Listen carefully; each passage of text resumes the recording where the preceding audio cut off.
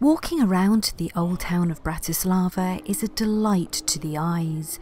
The area is full of beautifully ornate Baroque, neoclassic and pre-war architecture that leaves most visitors gleefully oohing and ahhing in much the same way as they might on seeing a fluffy kitten. The gorgeous Art Nouveau Church of St. Elizabeth is a prime example.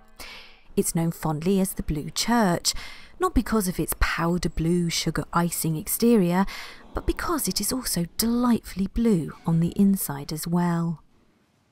Yet turn a wrong corner in the Slovakian capital and the needle may suddenly screech off the vinyl record playing in one's head. For example, built in the 1970s to house the local radio station, this inverted pyramid was not influenced by the ancient Egyptians, but by communist-leaning socialism. Its minimalist straight lines, and some might argue bad taste, are typical of the architecture built here during the city's post-war socialist era.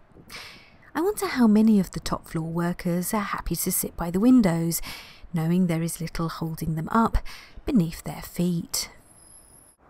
Such surviving socialist architecture in the city may not blend seamlessly into its more romantic surroundings, but can surprisingly complement them, although politically this was probably unintentional. The 1970s Mast SMP, recently renamed the New Bridge, but is better known as the UFO Bridge due to the shape of its viewing platform, draws the eye and attention to its more opulent counterparts along the river banks. The complete absence of support columns underneath the bridge creates the most beautiful reflections in the Danube, but also results in the structure constantly wobbling and vibrating when heavy traffic drives over it.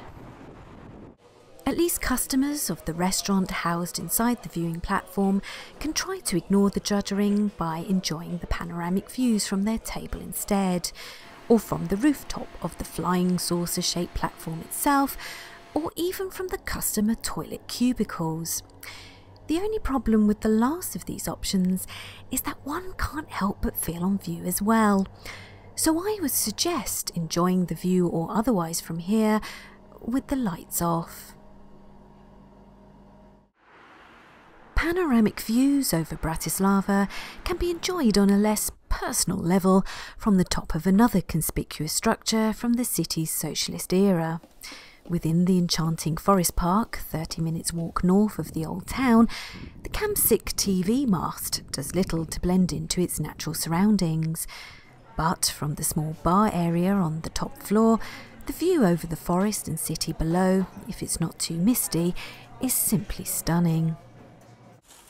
Once back on ground level, a chairlift nearby will gracefully take willing passengers through a section of the forest park. At first I was surprised that I appeared to be the only one riding it that day, even though the forest was teeming with children and adults. But then, as it was the middle of winter, I guess only a tourist would be stupid enough to pay to dangle in sub-zero temperatures for a quarter of an hour at a time. Luckily for me, I came prepared, so I sat back with my flask of tea and enjoyed the view, peace and quiet, all to myself, on the return journey. Bratislava has chosen to preserve its surviving socialist monuments and sculptures, partly out of respect for its past, and partly for the tourists freely able to visit the city in their droves now that the Iron Curtain has fallen. In an attempt to create an identity more reflective of its 21st century EU status, the city has introduced a collection of modern sculptures of local folk heroes dotted around the old town. They have proved very popular, and one in particular has won the accolade of being the most photographed attraction in the city. Čumil, or Rubberneck, is thought to be a sculpture of a local socialist spy, unsuccessfully using the cover of a workman to conceal his true purpose. Whoever he is, tourists take a lot of photos of him, but I saw few taking photographs with him. The photogenic statue of Napoleon soldier in the Old Town Square, however, is very popular indeed, and clearly makes for a good selfie buddy. So popular is he with tourists, it was rather difficult to film him without anyone else in shot.